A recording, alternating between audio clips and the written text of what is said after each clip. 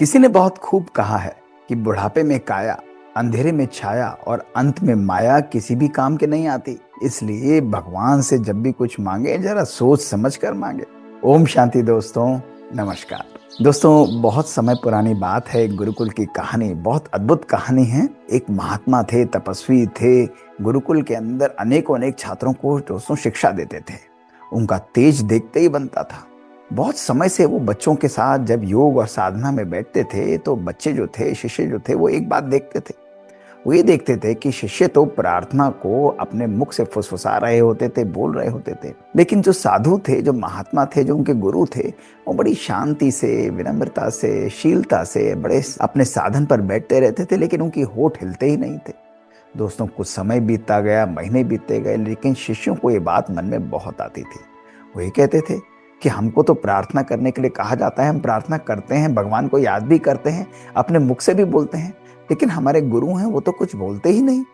उन्होंने सोचा कि एक दिन क्यों नहीं जाकर अपने गुरु से ये बात पूछी जाए। सभी लोग चले गए, गुरु जी के पास गए। महात्मा ने उन्हें अपने पास बुलाया और बड़े प्यार से, खुशी से बिठाया और कहा कि देखो, तुम सही कहते हो कि तुम लोग तो मुख से प्रार्थना को फुसफुसाते हो, लेकिन मैं कुछ नहीं बोलता, और इसके पीछे एक बहुत सुंदर राज है।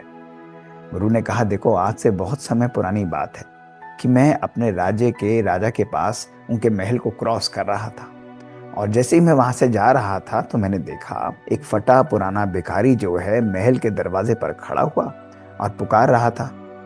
तो लोगों ने, सिपाहियों ने महाराज को बुलाया कि कौन दुहाई करने आया है, जरा महाराज आके देखे तो सही। और महाराज वहां पर आए।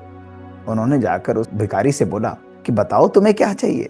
तो भिखारी, जो कि बिल्कुल पसीने से लथपथ था, फटे हुए कपड़े थे, वो उनकी तरफ, चेहरे को देखकर एकदम हैरान हो गया और उनकी तरफ देखते हुए बोला कि क्या मुझे आपको बताना पड़ेगा मुझे क्या चाहिए? अगर आपको मेरी हालत देखकर, अगर आपको मेरी दशा देखकर, मेरी स्थिति देखकर भी आपको यह ज्ञात नहीं होता मुझे आपसे क्या चाहिए या आप मुझे क्या देंगे, तो फिर मेरे बोलने का क्या फायदा? यदि आप मेरी स्थिति को ही नहीं समझ सकते तो आप किस बात के राजा? और ऐसा कहकर वो भिखारी जो है वहां से चला गया। राजा हैरान था, लेकिन महात्मा बोले कि जब मैं इस वार्तालाप को सुन रहा था तो मेरा मन बिल्कुल स्तब्ध रह गया, एकदम हैरान हो गया। मैंने सोचा कि रोज मैं भगवान के पास जाता हूँ और भगवान के पास जाकर प्रार्थना करता हूँ, उनसे कितनी चीजें मांगता रहता हूँ, उपासना करता रहता हूँ कि मुझे ये दो, मुझे ये दो, मुझे ये दो, लेकिन वो उपासना जो है स्नेह के आधार पर कभी कभी नहीं होती, मेरी जरूरत के आधार पर होती है। और उस दिन मैंने सोचा कि यदि भगवान अपने बच्चे को, यदि भगवान अपने शिष्य को, यदि भगवान अपनी संतान की स्थिति को देखकर यह नहीं समझ सकता कि उसे क्या चाहिए, तो मेरे शब्दों के महत्व को क्या समझेगा? तो भगवान किस प्रकार का?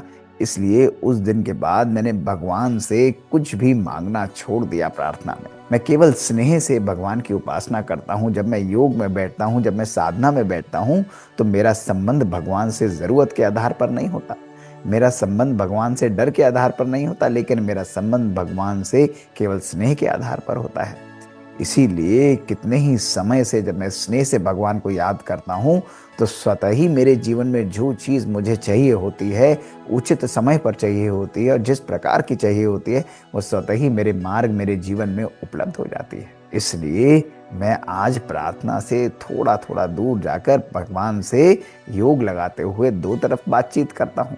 भगवान मेरी सुनता है और मैं भगवान की सुनता हूँ, और इस प्रकार से ये संतान, पिता और पुत्र का जो संबंध है, ये श्रेष्ठ और शक्तिशाली हो जाता है।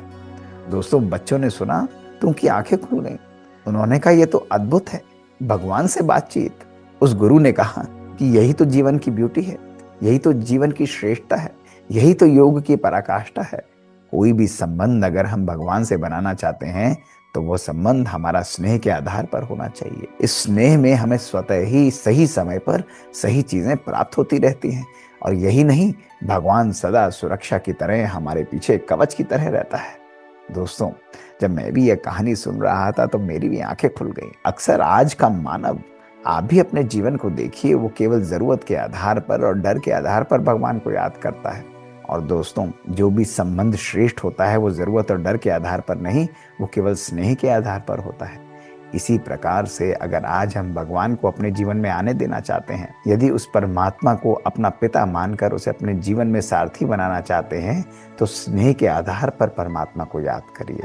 स्वतः आप देखेंगे आपके जीवन के अंदर भरपूरता, आपके जीवन के अंदर खुशी, आपके जीवन के अंदर शांति और संतुष्टता स्वतः ही आती जाएंगी और आपको कुछ भी मांगने की जरूरत नहीं पड़ेगी। और यही नहीं, परमात्मा हर परिस्थिति में आपका सुरक्षा कवच बनकर रहेगा। दोस्तों, यही है उस भाग्य विधाता की, उस देवता की, उस श्रेष्ठ परमात्मा की शिक्षाएं।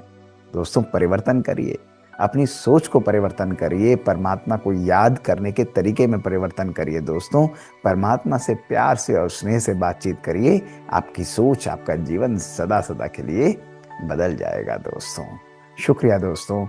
ओम शांति। बात बात की इस सीरीज में ऐसी ही मज़ेदार चटपटी छोटी छोटी कहानियां हम आपके लिए लेकर आते हैं, और यदि ये कहानियां आपको पसंद आती हैं तो हमें ज़रूर लिखकर भेजिए। हमारा ईमेल है bkdrmohitgupta@gmail.com, और यदि आपके पास कुछ ऐसी कहानियां हैं तो हमें ज़रूर साझा करें। हम ज़रूर आपकी कहानियों को लेकर आपके सामने पुनः उपस्थित होंगे। ओम शांति।